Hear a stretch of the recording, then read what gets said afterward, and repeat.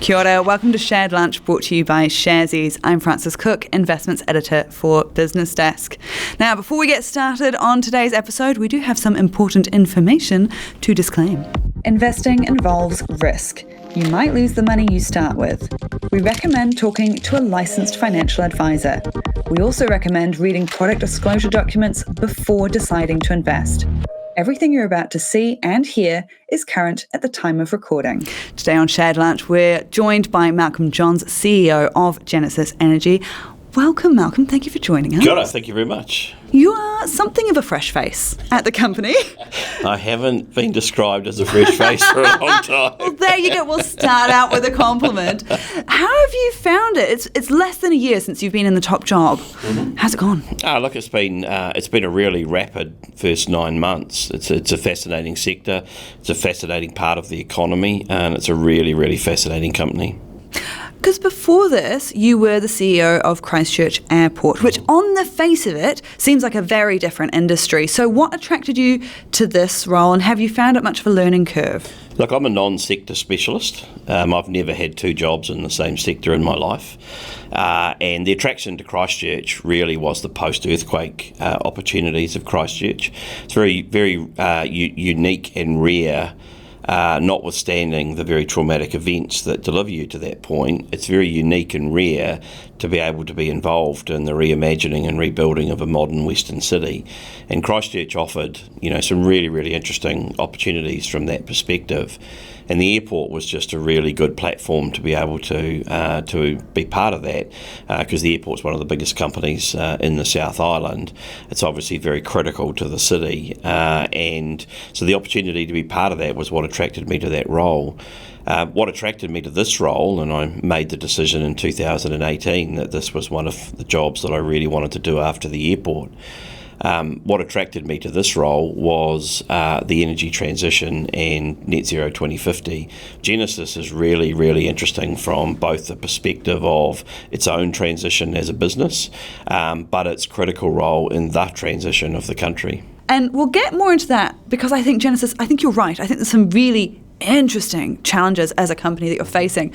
But I think also it's interesting from a personal point of view when you say that you're a non-specialist. Mm-hmm. And I've talk to people a little bit about what makes a good CEO, and there's often this idea of promote someone within the company who knows the industry so well, and then they'll be a good leader, whereas there is another school of thought that says actually being a leader is its own skill, and it doesn't necessarily matter what industry you're in. So you'd put yourself in that school of thought? Absolutely. It's you choose the right leader for the right moment, and if you're in stable state, then promoting from within makes sense, because you want to continue to iterate the journey that you're on. If you're a transformation within a bigger transformation, stable state's not available to you. So somebody who's not from the sector is much more likely to be able to come in and see the transition more than the iteration of the status quo. And, that was very much my pitch to the board of Genesis was, I'm not a stable state chief executive. I see Genesis as this incredibly interesting transition as a business inside what is a critical transition for the country. So does that mean you're the type of leader that is attracted to those change moments and you tend to stick around for them and then maybe look for another challenge? Very much so, yeah. Interesting. How long do you think the challenge moment might be for Genesis? How long do you think you might be in the role? Look, I think we've set out the transition for Genesis is 10 years. It'll take between now and 2035. Like all transitions, they're somewhat exponential. The first few steps are by far the hardest. Once you get the flywheel of transition occurring, it becomes much more self-perpetuating inside the organisation. The team can own their part of it, if you like.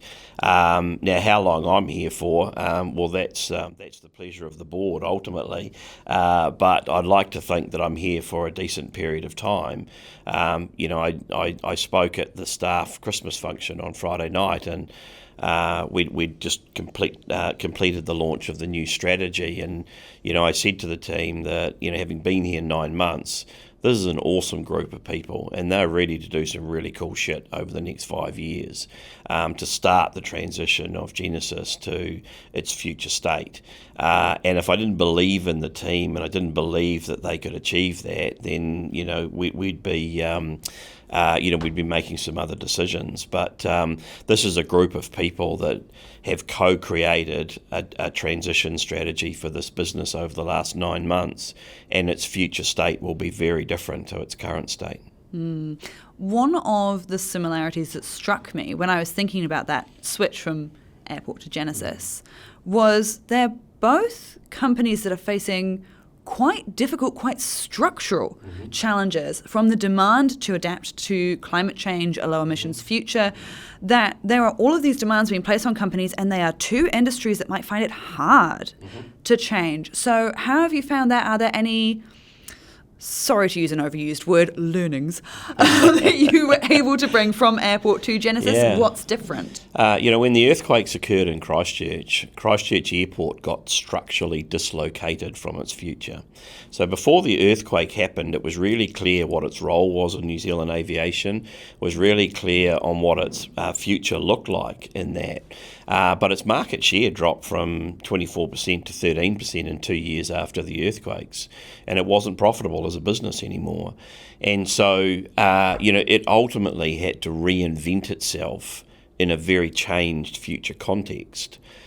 We chose sustainability, particularly decarbonisation, as one of the platforms that we would pursue to be world-class at.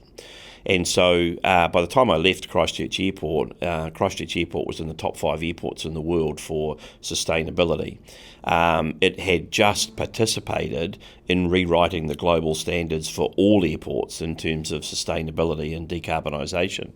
It was the only Southern Hemisphere airport that was part of that group. All the others were from the Northern Hemisphere. And so even though it's a small airport at the bottom of the world, when it came to tackling its part of climate change in aviation, it was able to find a way to become genuinely world class. Now for New Zealand, if we're going to reach net zero 2050, we have to move from 20% renewable electricity in our energy footprint as a country today to over 60% by 2050. And so that's a really big move. It's not we have to build lots of renewable energy, but the challenge doesn't sit on the supply side. The challenge sits on getting enough homes and businesses to demand renewable electricity over fossil fuels. And so aviation has really big challenges in terms of decarbonising, but relative to the global carbon footprint, aviation is still quite small. Electricity is critical to decarbonising the global footprint, and relative to the global footprint, it's massive. Coal and gas-fired electricity in the world is one of the biggest contributors to global warming. We're lucky here in New Zealand. We're 90% renewable, and we'll be 95% by 2030, most likely. So we're in a very privileged position.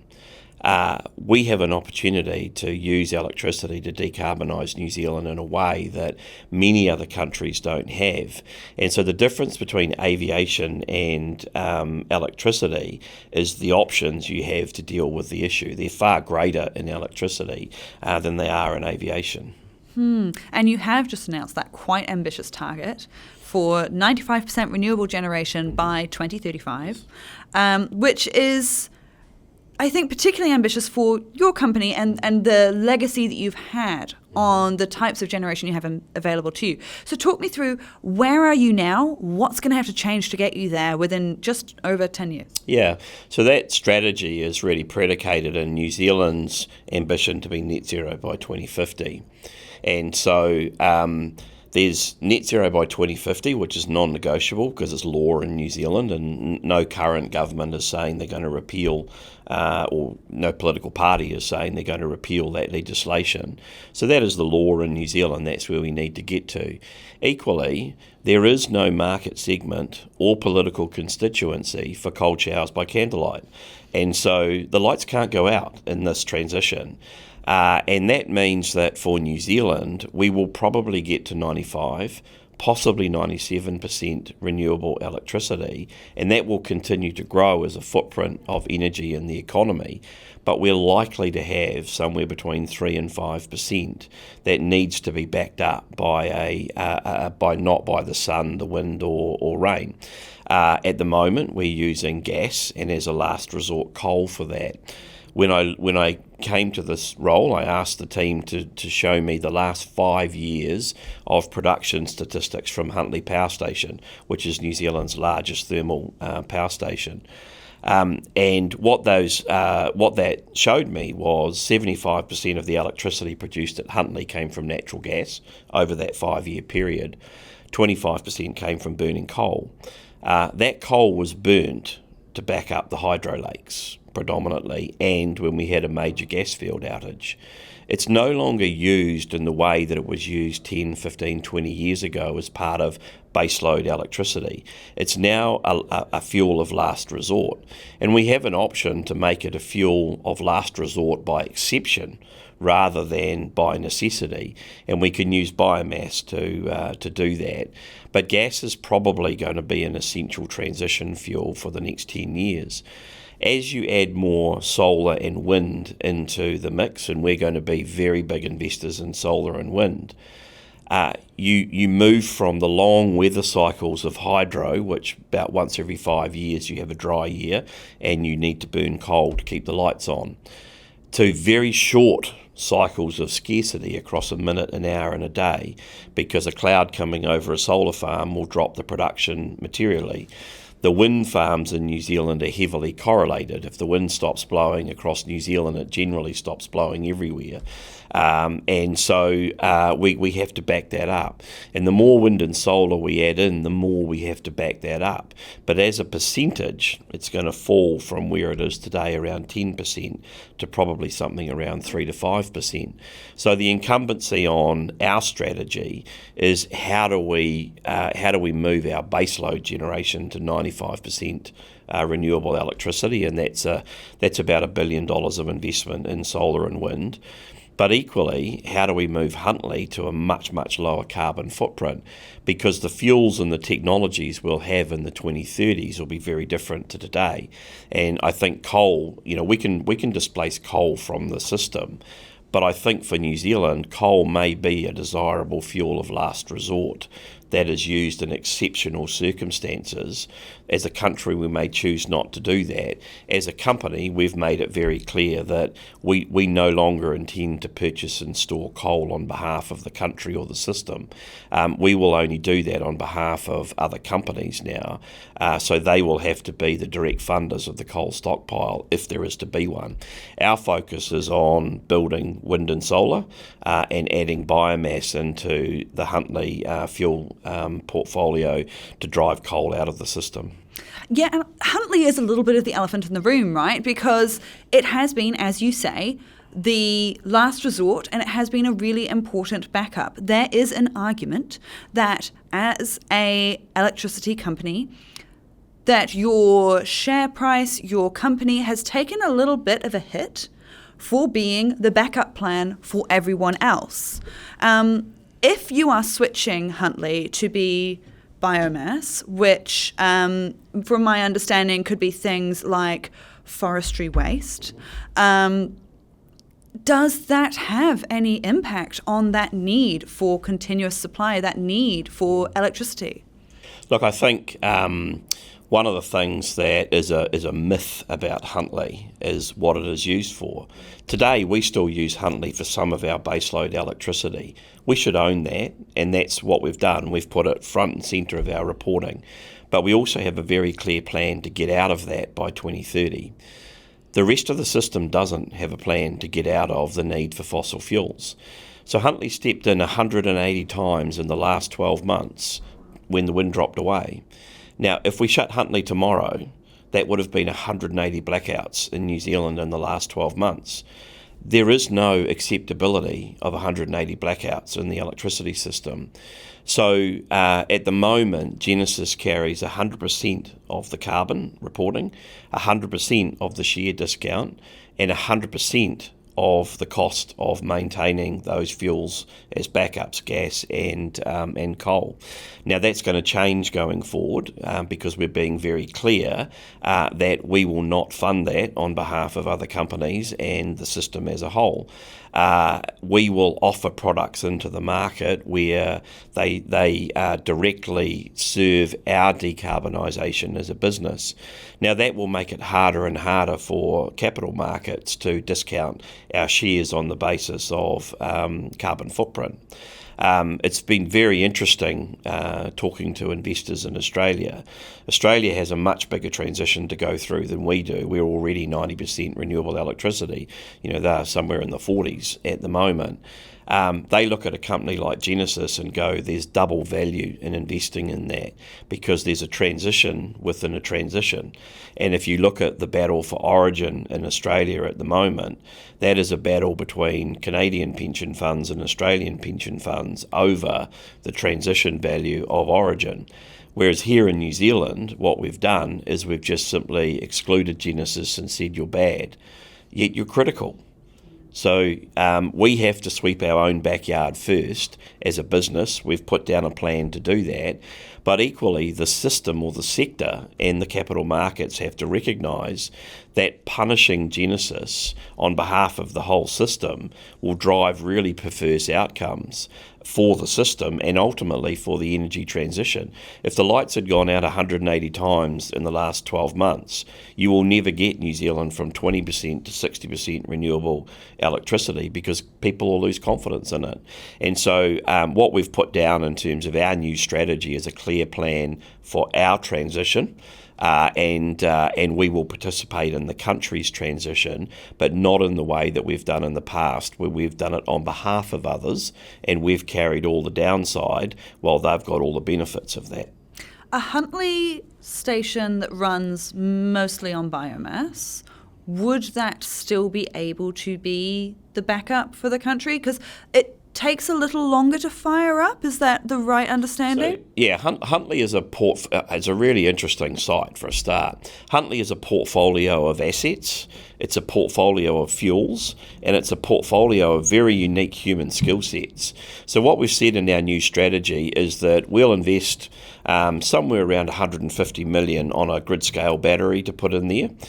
What that allows us to do is with our portfolio, it makes it much more efficient. So as we build our 500 megawatts of solar, we'll be able to put that solar into the battery and time shift the energy from the middle of the day to the peak in the evening when households want to use it. Equally, our gas turbines through the night will be able to store the energy rather than discharge it, and we will time shift that energy into the morning peaks. So it makes Huntly as a portfolio much more efficient. Huntly also has gas turbines. Those gas turbines can run on hydrogen in the future. They can run on biogas in the future. And then you have what most people think of in Huntly, which is sit in the really big building there, which is the Rankine units. And they are massive. I mean, one Rankine unit equals about your average hydro dam, and there are 3 of them sitting there at the moment. And they can run on gas, biomass, or coal. They're the most versatile generation units in New Zealand. So a battery you can start in a matter of seconds. The gas turbine you can start in between 15 and 40 minutes. The Rankines take between 12 and 24 hours to start up because you need the heat in them to be able to operate them. So the Rankines are perfect for backing up the hydro system on those long rain cycles that we have here in New Zealand. The gas turbines in the battery are perfect for backing up solar and wind. So what we've indicated in our new strategy is Huntly will move from being a power generation site to being a grid firming portfolio, and we will sell products to other solar, wind and hydro operators that when their solar drops away or their wind drops away or they're in a dry year, etc., that they will be able to purchase backup electricity from Huntly, and we'll do that across that portfolio of batteries, gas turbines and Rankine units using a range of fuels from solar, wind, natural gas, biogas, hydrogen, biomass and coal. And when it comes to that, I mean, that sounds like a really amazing long-term plan. Is there still going to need to be, as you say, changes around the rest of the electricity sector in order to build up those firm supply options? Will others need to step in as well? Absolutely. As I said, we're very clear under our new strategy. We are not supplying an insurance policy for the system now. System risk is system risk. It belongs to all of the players in the system. The thing that has interested me the most, coming from aviation to electricity, is aviation would not tolerate the level of system risk that's sitting in the system at the moment. So, the incoming ministers have been briefed on potential challenges with capacity to generate electricity next winter. That is a risk that has been known for decades in New Zealand.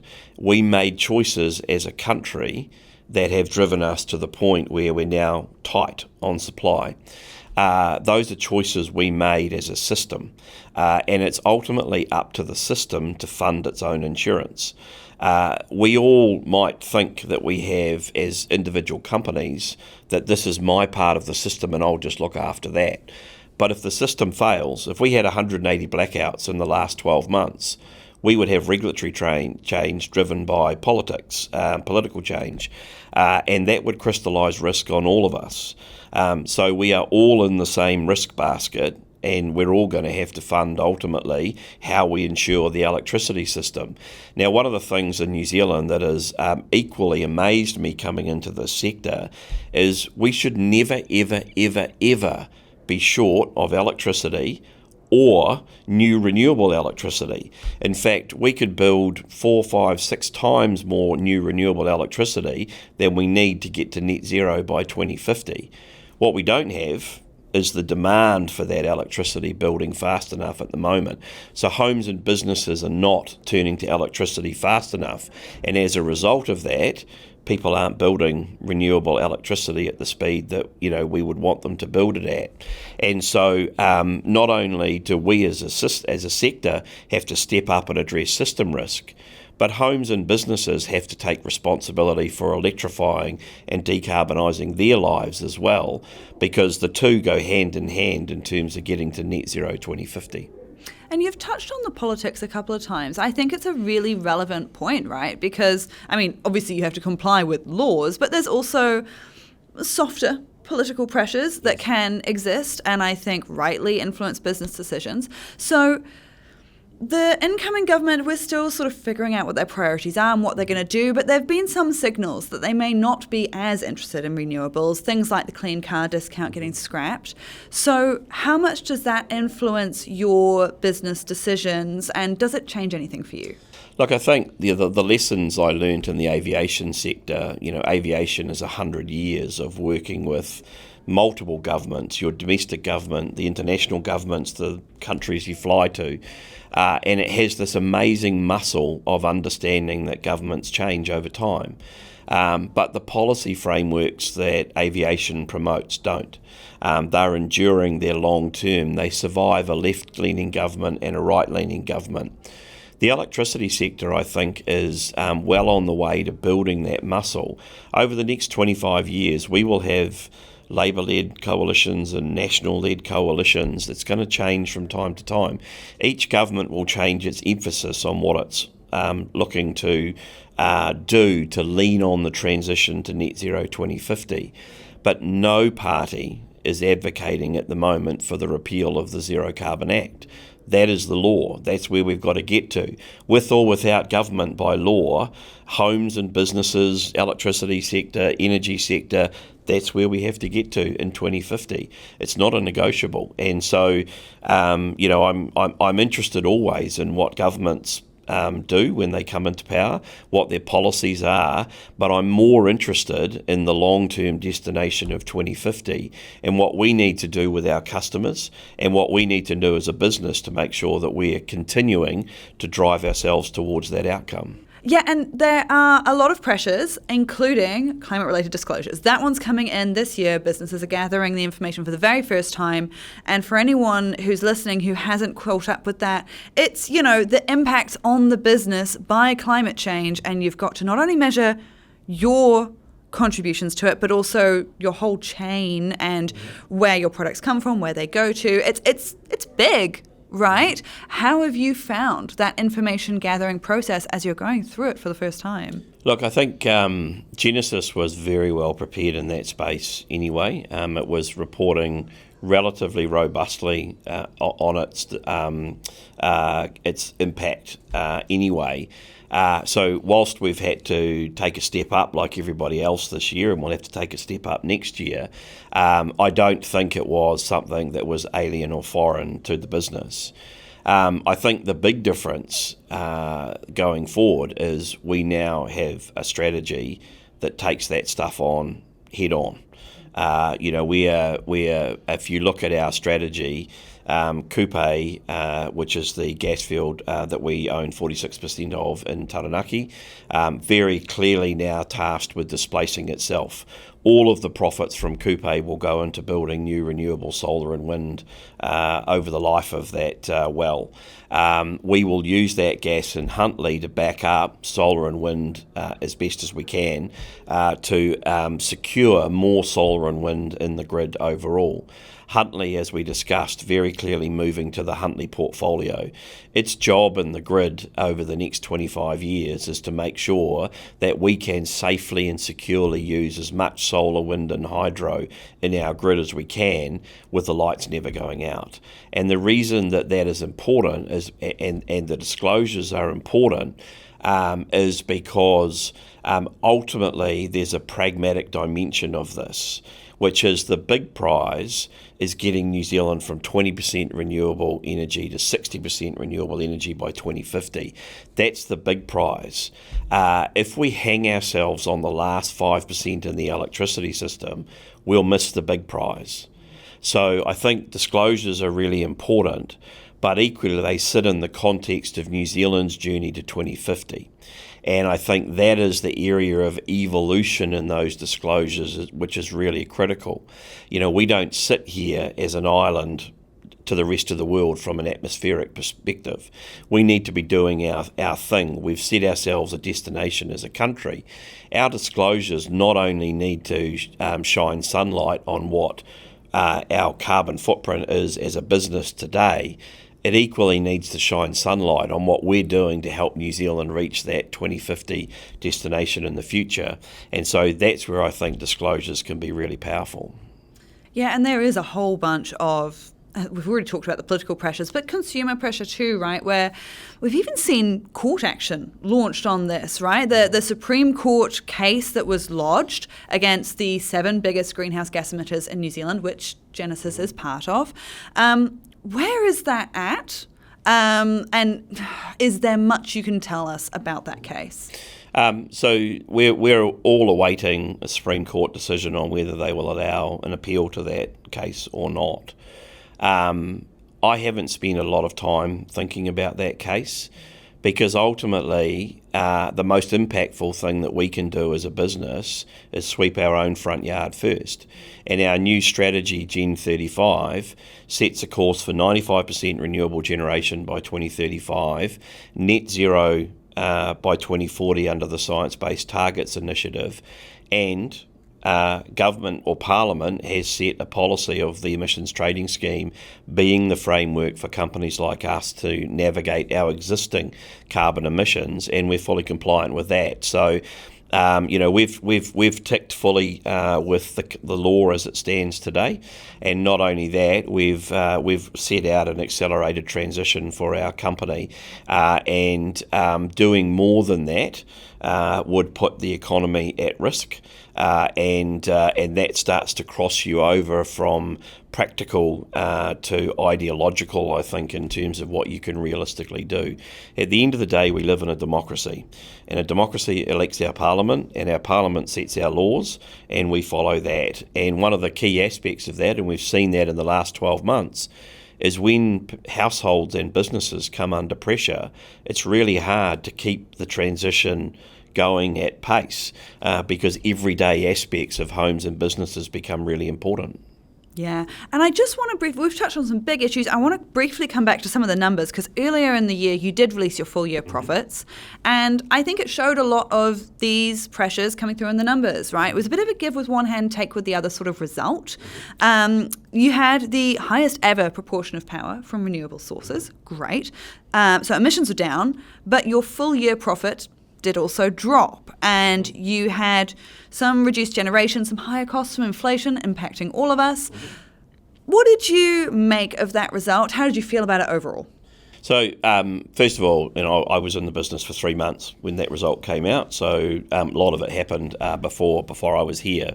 The reality is inflation is inflation. Everybody's struggling with inflation from a household level right through to a business level. We had an enormously beneficial hydro year last year. It looks like as a country we're going into the opposite of that over the next 12 months. You kind of got to look through those cycles to what are the long-term trends that are sitting there. The net profit ultimately went down based off valuation adjustments at year end. So those are non-cash items. If you look at the cash performance of the business, it performed exceptionally well under those high hydro years. One of the things about Genesis is when it's extremely wet or extremely dry, we do really well because when it's extremely dry, we back the market up, so we put more energy into the market. When it's extremely wet, we can turn that thermal energy off and buy hydro energy from the market cheaply. And so that's effectively what drives our profit cycles. When it's an average year right in the middle, that's the toughest for us because we're kind of neither wet nor dry. And so Genesis is a specialist in flexible generation. And that's why we're perfectly positioned to back up more solar and wind and hydro in the system over the next 25 years. But I think there's a couple of things that are really important looking forward. One is now that we've reset our strategy, we are looking at our cost base very closely. We believe that we can take 40 to 50 million out of our existing cost base over the next 2 years. And that is about doing fewer but more impactful things. So focusing on the critical few rather than the important many things that a business can look at. What are your critical few? So our critical few things are sitting right in the middle of our strategy. That is, how do we help our customers transition? And that is very much around heat and transport.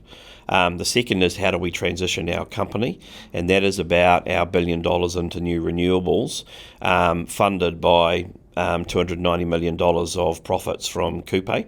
And the third is how do we move Huntly so that it can back up more solar, wind and hydro across hours, weeks, months and years. And how do we bring new products to market for others to purchase in that area that ultimately lift our margin as a business as well. So those are our critical few. We call it the triple transition of our customers, transition of our company and transition of our country. And we have a very clear role for all of our business and all of our assets to play in those three transitions. And those are our critical few. Now, our important many, we had an enormous ideation facility inside the business. We did a lot of in-house stuff that we could partner with third parties outside the business, still deliver those outcomes, but do it at a much, much lower cost. And so we've gone through the business line by line to find that 40 to 50 million of cost out. And that's really critical to resetting our cost base in a high inflationary environment. And I would imagine that many companies are doing that at the moment because inflation has eaten up a lot of your margin over the last 2 or 3 years. And if you don't deal with that, then ultimately those costs are borne by your customers. So new chief executive, new chance to sweep the closet, and we've done that. Want to get that out of the way this financial year so that from FY25 onwards we roll into the new strategy in a clean way. Considering that this podcast is mostly listened to, your DIY retail investors, and they love looking at the overall business case, but also at the end of the day, the dollars and cents are really important to them. Where do you think things are going for them? I mean, what I'm picking up on is the potential for, seeing as you're going into this real investment-heavy phase, that maybe dividends might be lower, but you're hoping that if you stop being punished on the sort of ESG factors, that the share price itself might go up. Talk to me more about those factors. Am I picking up on the right things, or please correct me? Yeah, absolutely. I mean, we have announced that we've reset our dividend to 14 cents for this year. That still gives us the highest yield of any generator retailer in the electricity sector in New Zealand. But it frees up cash to invest in new renewables. By effectively, the reset in the dividend is taking the profits from Kupe out of dividends and putting them into reinvestment. And what that allows us to do is use Kupe to drive to that 95% renewable. As we do that, we will build new cash flows. And as we build new cash flows, they'll be sustainable because they're zero carbon cash flows. And as we do that, they will flow into dividends in the future. But we have to transition the business first. As we transition the business, it will become harder and harder for the market to justify the ESG discount that it is applying to Genesis at the moment. So the focus of the strategy to transition our company is to put us in a position to use our resources and our assets today to put us into a future state where we're low ESG discount and we are a growth-orientated stock that is still providing a very solid yield to our shareholders. I mean, obviously, a lot of this is crystal ball gazing, but if you were looking at it from the outcomes that you want to hit and you think you can realistically hit, how long do you think dividends might be slightly lower for, and how long do you think it might take for that share price to start building back up?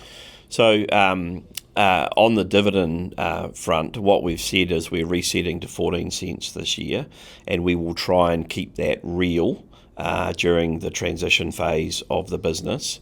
Possibly 10 years or less? Not committing to timeframes. Dividends belong to the board ultimately. Our statement is that we're resetting to 14 cents and we will endeavour to make that real as we go forward.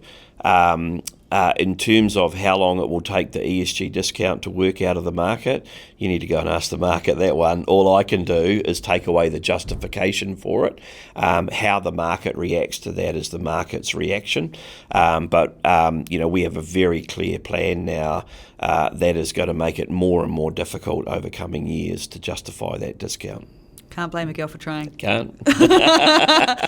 Well, it's been a fascinating chat. Thank you so much. No problem. Malcolm Johns, CEO of Genesis. Now, don't forget to subscribe to the Shared Lunch podcast so that you never miss a wonderful episode, keeping you up to date with everything you need to know. And also give us a little review. Only if it's a 5-star one. If it's 1 star, you can go. Until next time, stay safe.